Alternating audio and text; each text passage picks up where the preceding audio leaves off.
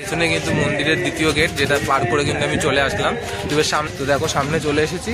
তো চলো এবার যাওয়া যাক ওইদিকে। দেখতে পাচ্ছ দেখো মেলা কিন্তু এখান থেকে শুরু হয়ে গেছে। দেখো বুঝতে পারছো মেলা।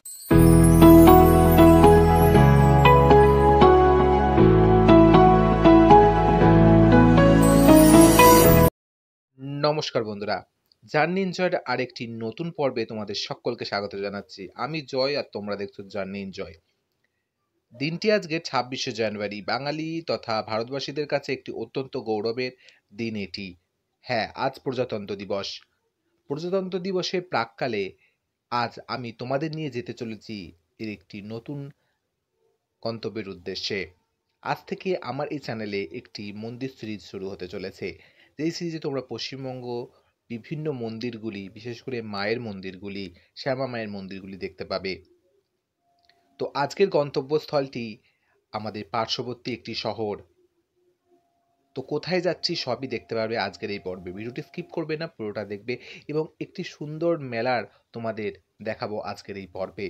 তো চলো বন্ধুরা, দেরি করব না, রাস্তায় যেতে যেতে তোমাদের বিস্তারিত জানাচ্ছি। চলে এসেছিলাম আমি আগের দিনই কাঁচরাপাড়া স্টেশনে।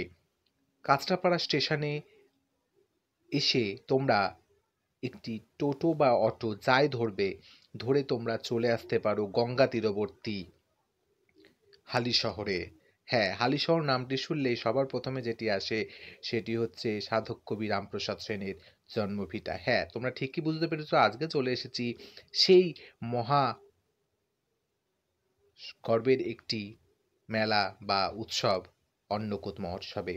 তো চলো বন্ধুরা। তো আশা করি বন্ধুরা তোমরা যেদিন ভিডিওটি দেখছো হয়তো অনেকটি লেট হয়ে গেছে ভিডিওটি দিতে, কিন্তু তাহলেও এই অন্নকূট মহোৎসবের যে কতটা জনপ্রিয়তা আছে তা তোমরা এই ভিডিও দেখলে কিন্তু বুঝতে পারবে।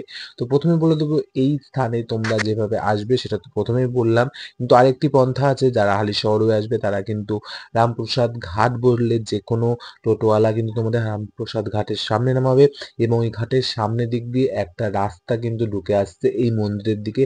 এই রাস্তা ধরে সোজা চলে আসলে সামনেই কিন্তু তোমরা এই মন্দিরটি দেখতে পাবে, এবং সেখান থেকেও তোমরা টোটো বা অটো নিয়ে নিতে পারো মন্দির অবধি আসার জন্য। এটি কিন্তু খুবই প্রসিদ্ধ মন্দির, যে কেউ কিন্তু চেনে।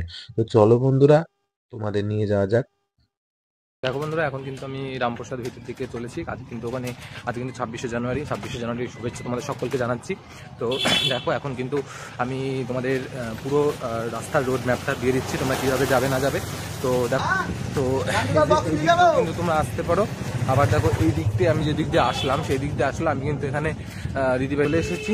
তো চলো আর একটুখানি দূরত্ব, তারপরে তোমাদের সেই আজকে সেই যে উদ্দেশ্যে আমি যাচ্ছি দেখি সেই উদ্দেশ্যটা। এখন কিন্তু ঘড়ির কাটায় মোটামুটি 11টা বেজে গেছে। তো তাড়াতাড়ি আসবো ভেবেছিলাম, কিন্তু আসা হলো না। তো চলো যাওয়া যাক, গিয়ে দেখি এখনও যেটার জন্য আসলাম সেটা এখনো আসে কি নেই। ঠিক আছে, চলো যাওয়া যাক। পেছনে কিন্তু মন্দিরের দ্বিতীয় গেট, যেটা পার করে কিন্তু আমি চলে আসলাম। এবার সামনের গেট দিয়ে ঢুকবো। প্রথমে সাইকেলে একটা সেফ জায়গায় রাখতে হবে, কারণ এখানে কিন্তু আজকে প্রচুর পরিমাণে ভিড় হয়।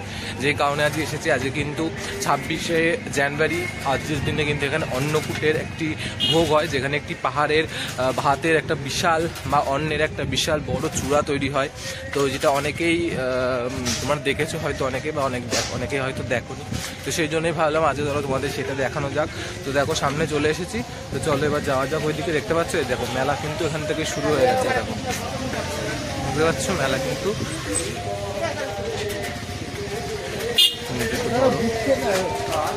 তো এই দেখো দেখতে পাচ্ছ এখানে কিন্তু বিশাল একটা মেলা কিন্তু অলরেডি বসে গেছে। দেখো চলো এখানে সামনে একজন এবং মন্দিরে ঢুকে বিস্তারিত তোমাদের সঙ্গে কথা বলছি। তারপরে কিন্তু মন্দিরের ডিটেলসটা নিয়ে তোমাদের সামনে আসছে এবং সেটা দেখ। সাধক কবি রামপ্রসাদ সেন, যিনি কুমারহট্ট নামক স্থানে জন্মগ্রহণ করেছিলেন। অধুনা যেটা উত্তর চব্বিশ পরগনার হালিশহর নামে নামকরণ হয়েছে, সেই হালিশহরে প্রতি বছর 26শে জানুয়ারি অতি আড়ম্বরের সহিত কিন্তু এই অন্নকূট মহোৎসব পালিত হয়। পূজার বিশেষত্ব কি, পূজা দেওয়ার কি নিয়মকানুন রয়েছে, মন্দির প্রাঙ্গণে ঢোকার কি নিয়মকানুন রয়েছে, কখন কটার থেকে কটা পর্যন্ত মন্দির খোলা থাকে এই পুজোর সময়, সবই বিস্তারিত জানবো এই পর্বে। তো বন্ধুরা, যারা আজকে নতুন আছো অবশ্যই যুক্ত হয়ে যেও আমার এই জার্নিতে, কারণ এই চ্যানেলে তোমরা পশ্চিমবঙ্গ তথা ভারতবর্ষের বিভিন্ন দর্শনীয় স্থান দেখতে পাবে এবং মন্দির সিরিজগুলো তো অবশ্যই দেখো। তো সামনেই দেখতে পাচ্ছ পূজা প্রাঙ্গণ। এখানে কিন্তু ডালা হিসাবে পুজো দেওয়া হয়। ডালা তোমরা 50 টাকা থেকে শুরু করে আপ টু 500 টাকা পর্যন্ত পেয়ে যাবে এবং মন্দির প্রাঙ্গণটা কিন্তু অত্যন্ত বড়। তো চলো মন্দির প্রাঙ্গণটা তোমাদের দেখায় এবং মন্দির প্রাঙ্গণ ভেতরের আজকের যে উৎসবের বিশেষত্ব সেটাও তোমাদের জানানোর চেষ্টা করব। তো মন্দির প্রাঙ্গণের ভেতরে কিন্তু বন্ধুরা ঢুকে গেলাম।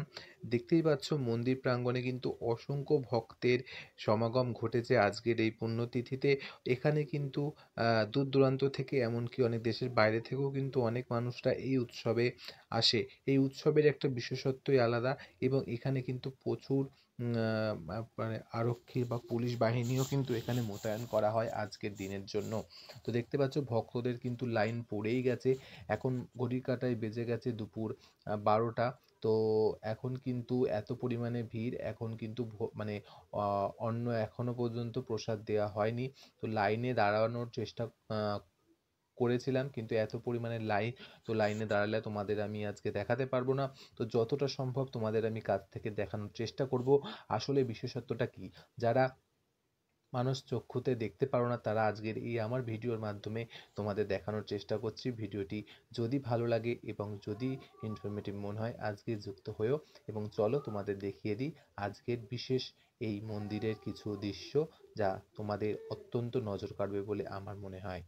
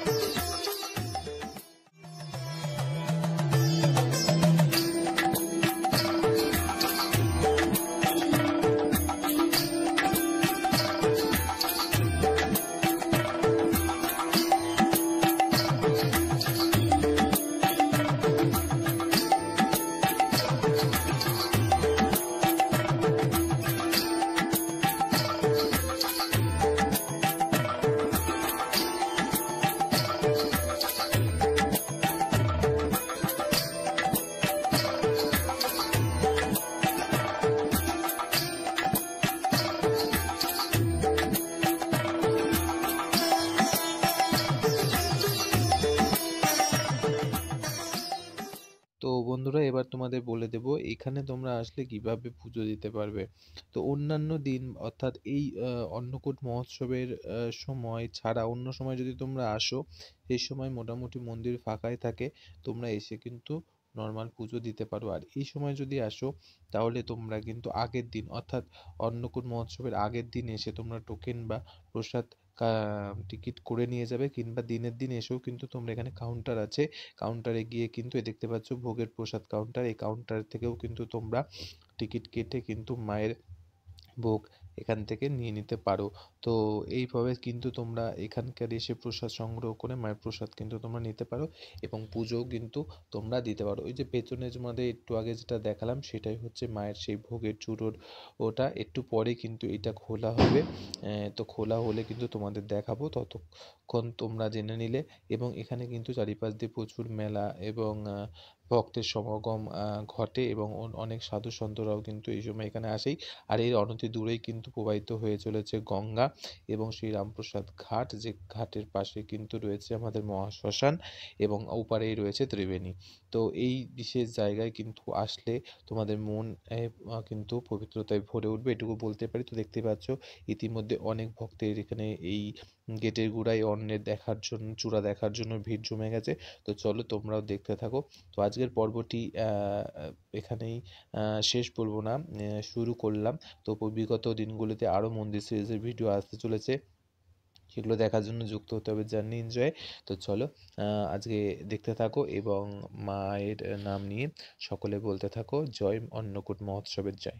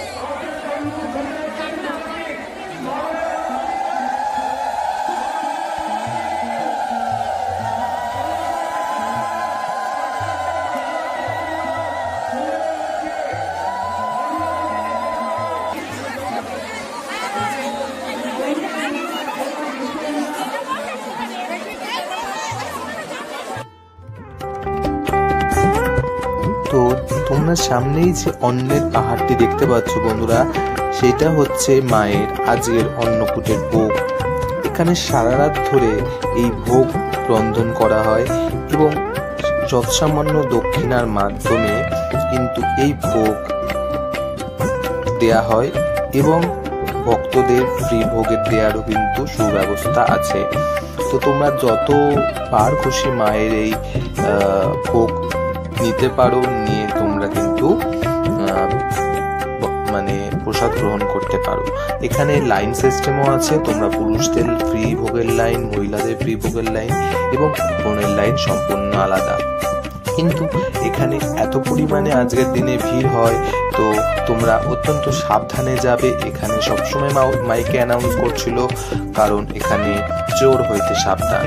তো দেখতে পাচ্ছ কি অপূর্ব ভাতের এই চূড়াটা তৈরি করেছে এবং বিভিন্ন ব্যঞ্জনাদি সহিত মায়ের ভোগ অর্পণ করে যাওয়ার পর আমরাও সুযোগ পেলাম মায়ের সেই ভোগ নেওয়ার, এবং তারপরেই আমি কিন্তু ফিরে এসেছিলাম এবং তারপরে সন্ধেবেলার দৃশ্য চলো তোমাদের দেখিয়ে যাক। সন্ধেবেলা এই জায়গাটি কতটা সুন্দর লাগছিল, আলো ঝলমলে। এই সন্ধেবেলা তখন রাত 8টা 8:30 বাজে, তখনও কিন্তু লোকের ভিড় উপচে পড়ছিল এই ভোগ নেয়ার জন্য। এবং এই ভোগ তোমরা কিন্তু আগে থেকে টিকিট কেটে রাখলে তোমরা কিন্তু মালসা মন্দির কর্তৃপক্ষ থেকে দিয়ে দেবে কিছু দক্ষিণার বিনিময়ে। তো এইভাবেই কিন্তু আজকে সন্ধ্যাটা সারাদিনটা কাটালাম এভাবে। তোমাদের কেমন লাগলো আজকের এই ভিডিওটা অবশ্যই আমাকে কমেন্টে জানিও, এবং যদি কোনো জিজ্ঞাসা থাকে আমাকে লিখে জানাতে ভুলো না। তো বন্ধুরা আজকে আসছি, খুব শিগগিরই তোমাদের সঙ্গে দেখা হবে নতুন কোনো জায়গায়, নতুন কোনো মন্দির